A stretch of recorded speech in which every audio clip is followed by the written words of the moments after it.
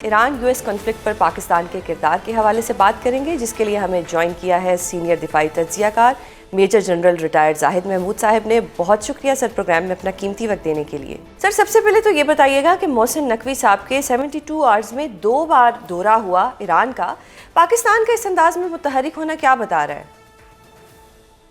देखिए, बड़ी सिंपल सी बात है कि पाकिस्तान की जो पूरी टीम है उसमें मोहसिन नकवी साहब भी एक अहम रुकन के तौर पे शामिल हैं इस नेगोशिएशंस में।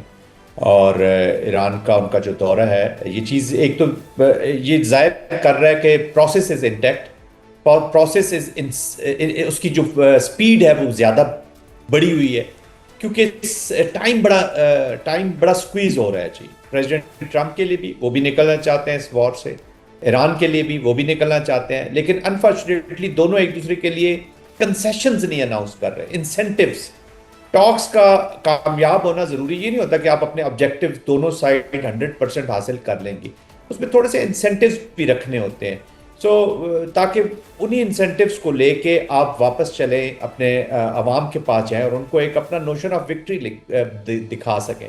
प्रेसिडेंट ट्रंप अगर ये चाहते हैं कि पॉलिसी कैप्चुलेशन अभी इन्हीं डायलॉग से हो जाएगी, it is not going to happen. Military जो एप्लीकेशन है उसने ऑलरेडी चेकमेट नहीं दिया। ईरान भी ये समझता है कि 100% उसको कंसेशंस मिल जाएंगी और बहुत बड़ी नेशनल एक विक्ट्री के साथ वो चले जाएंगे, ये भी नहीं होगा।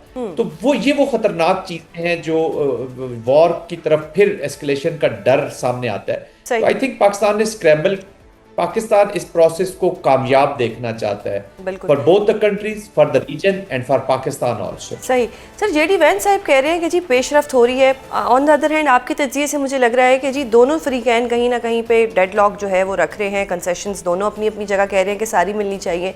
अब वैन साहब का ऐसा सिग्नल देना ये कितना अहम है?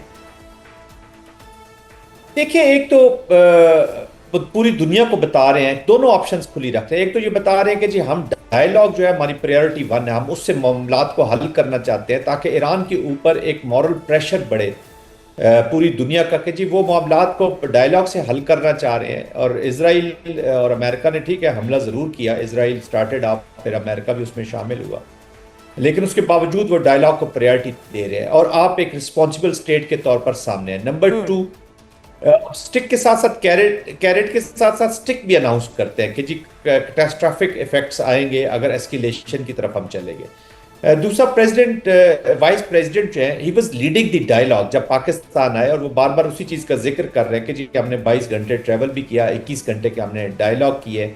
उसका मकसद यही था कि अमेरिका जो है वो सिंसियर है इन द प्रोसेस, और उनका जो पोलिटिकल ऑब्जेक्टिव है एनरिच यूरेनियम का या न्यूक्लियर बॉम्ब न बनाने का, that is priority. However, Iran का अपना एक स्टांस है, वो चाहता है कि एक पूरी रीजनल अप्रोच के साथ इस कॉन्फ्लिक्ट को खत्म किया जाए, फॉर एवर खत्म किया जाए, और ताकि अपनी प्रोटेक्शन भी इंश्योर कर सके। वरना उसको यही डर रहेगा, they are still not prepared to trust America और इजराइल की ये दोबारा हमला नहीं करेंगे। और अब ईरान को भी पता है कि अब दोबारा अगर हमला होता है कुछ अरसे के बाद, 8 महीने बाद, साल बाद, 1.5 साल बाद, तो फिर इस पोजीशन ऑफ स्ट्रेंथ से ईरान रिस्पॉन्ड नहीं कर पाएगा। ये भी याद रखिएगा। उन्हें भी पता है कि अभी दिस इज द बेस्ट। उन्होंने choke point, pressure point establish किया इकोनॉमिक फील्ड में बाय चोकिंग हुर्मस, और उन्होंने मिलिट्री प्रेशर पॉइंट एस्टेब्लिश किया है by expanding the war horizontally in the region. जो मिडिल ईस्टर्न कंट्रीज में अमेरिकन इंटरेस्ट के खिलाफ उन्होंने ऑपरेशंस किए हैं, तो उन्होंने वो भी एक प्रेशर डेवलप किया। वो अब इस पूरी सिचुएशन का फायदा उठाना चाह रहा है। पर दोनों एग्जिट स्ट्रेटजी की तरफ जा रहे हैं, लेकिन चूंकि अपनी पोजीशंस नहीं चेंज कर पा रहे, तो वो बड़ा अनक्लियर है। वो जब तक थोड़ी सी पोजीशन में तब्दीली नहीं आएगी, तब तक ये डायलॉग कामयाब होता हुआ फिर जरा चैलेंजिंग हो जाएगा। अच्छा सर, एस्केलेशन की बात हो रही है। ट्रंप साहब बार बार कहते हैं, अभी दोबारा भी उन्होंने कह दिया कि अगर ईरान ने डील ना की तो हम दोबारा हमला कर देंगे। क्या ट्रंप साहब वाकई दोबारा हमला करेंगे या ये एक प्रेशर टैक्टिक है ताकि ईरान पे दबाव पड़े? फर्ज करें ये डायलॉग कामयाब नहीं होता, या जो अभी रिस्पॉन्स किया है ईरान का टूवर्ड्स अमेरिका, जो भी पॉइंट्स किए हैं, अगर उसमें थोड़ा सा अनक्लियर है कि क्या कंसेशंस ईरान ने न्यूक्लियर पे की दी हैं, क्योंकि न्यूक्लियर की जो डील है दैट इज द पॉइंट जिसको लेके अमेरिकन प्रेसिडेंट अपनी आवाम के पास जाएंगे, और ऑफ कोर्स वो यूए वाली डील ही वो चाहेंगे। अब वो क्या टाइम पीरियड फिक्स होता है, कितनी देर के लिए वो इनरिच नहीं करेंगे, थर्ड पार्टी को ट्रांसफर होता है या नहीं, और फॉर ईरानियंस वो हुर्मस के ऊपर क्या अचीव करते हैं, वो पूरी कोशिश होगी कि हुर्मस के जो प्रेशर पॉइंट के जरिए वो अपनी इकोनॉमिक और मिलिट्री दोनों जो कंसेशंस हैं उसको उसको हासिल कर सके। इसलिए प्रेसिडेंट पेजेश्कियान की स्टेटमेंट है कि हम अपनी सॉवरेनिटी पे कंप्रोमाइज नहीं करेंगे। इट इज बोथ कि मिलिटरीली भी हम शायद इतना कंप्रोमाइज ना करें, न्यूक्लियर के ऊपर भी वैसा कंप्रोमाइज ना करें जैसे अमेरिका चाहता है, और ऑफ कोर्स अपनी इकोनॉमिक डोमेन भी हम कवर रखेंगे। तो that is a broad statement. बहुत सारी चीजें अनक्लियर है, इंटरप्रेट करना बड़ा मुश्किल हो जाता है जिस वक्त। बिल्कुल सर, चाइनीज प्रेसिडेंट और रशियन प्रेसिडेंट की मुलाकात हुई, इसको ईरान जंग के हवाले से बड़ा अहम समझा जा रहा है, आपका क्या ख्याल है इस हवाले से? देखिए, ईरान के बाद अगर कोई ऑब्जेक्टिव है और टारगेट हुआ है मेन कंट्रीज में तो वो चाइना है। वेनेजुएला से लेके हुर्मुज़ तक, और ये जो ऑयल की सप्लाईज है, ईरानियन ऑयल्स की सप्लाईज और एनर्जी की 80% यहाँ से जाता है। China is a target.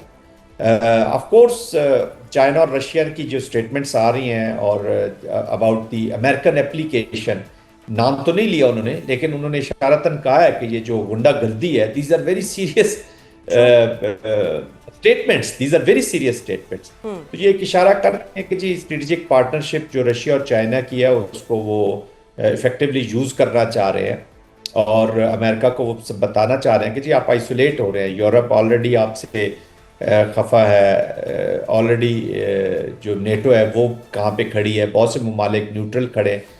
वो वाली सपोर्ट जो इराक वॉर में कह लें या जो अफगानिस्तान वॉर में है, वो उनको शायद उस तरह की सपोर्ट हासिल नहीं है। तो उसका भी पूरा फायदा स्ट्रेटेजिक एनवायरनमेंट का उठा रहे हैं चाइना और रशिया। सही। तो उसी कॉन्टेक्स्ट में वो प्रेशर बिल्ड कर रहे हैं। चाइना वुड लाइक कि अमेरिका जो है इस वॉर से जल्द निकले, ताकि जो ईरान के साथ उसके जो इकोनॉमिक्स अंडर प्रेशर आई हैं उसको एड्रेस किया जा सके। बिल्कुल। अच्छा सर, अब क्योंकि जिस तरह पहले भी बात हुई यूरेनियम इनरिचमेंट की, अब यूएस को गारंटी तो चाहिए ईरान से कि वो इनरिचमेंट नहीं करेगा। ये गारंटी यूएस को कौन देगा? ये रशिया गारंटी देगा या चाइना देगा? और ऑन द अदर हैंड कि यूएस दोबारा ईरान पे हमला ना करे तो ईरान को इसकी गारंटी कौन देगा?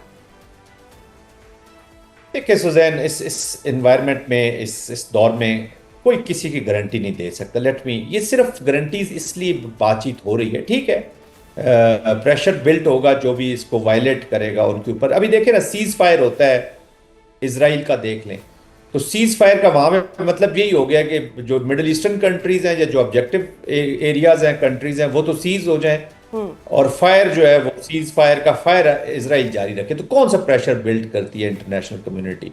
JCPOA में देखें 5+1 ने गारंटी दी थी, तो where is that guarantee? Guarantee सिर्फ होती है अपनी आवाम को बताने के लिए जी कि हमें गारंटीज मिल गई हैं, स्पेशली उन लोगों को जो वॉर से नहीं निकलना चाहते, इसको लॉजिकल एंड तक ले जाना चाहते हैं।